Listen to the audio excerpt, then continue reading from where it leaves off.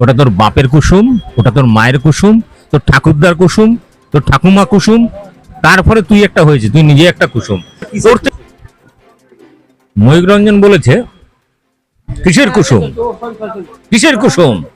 ময়ূক রঞ্জন, ওটা তোর বাপের কুসুম, ওটা তোর মায়ের কুসুম, তোর ঠাকুরদার কুসুম, তোর ঠাকুমা কুসুম, তারপরে তুই একটা হয়েছে, তুই নিজে একটা কুসুম।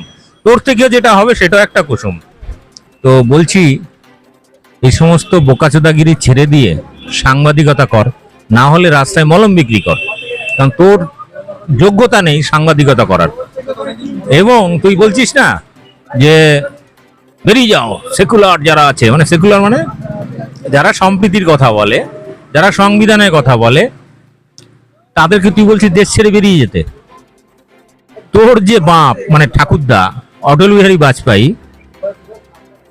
সে কি বলেছিল? সেকুলারিজম ছিল, আছে, থাকবে, কারো ক্ষমতা নেই সেকুলারিজম সরানোর। প্রধানমন্ত্রী নরেন্দ্র মোদীও 2014 সালে, এমনকি ইভেন 19 সালেও বলেছিল যে ভারতবর্ষ সেকুলার ছিল, আছে, থাকবে। কোনো পার্টিকুলার ধর্ম দিয়ে অন্য ধর্মের মানুষকে বা অন্য চিন্তার মানুষকে তাড়ানোর ক্ষমতা তোরও নেই, তোর 14 গোষ্ঠীর নেই, তোর যে নতুন বাপেরা হয়েছে তাদেরও নেই। ফলে কুসুম ফুসুম যদি করিস, তাহলে বলতে হবে ওটা তুই হচ্ছিস, তোর মায়ের কুসুম, তোর বাপের কুসুম, তোর 14 গোষ্ঠীর কুসুম। ফলে বেশি বাড়াবাড়ি করিস না, তোর কুসুমটাই গিয়ে আমরা ফাটিয়ে দেবো।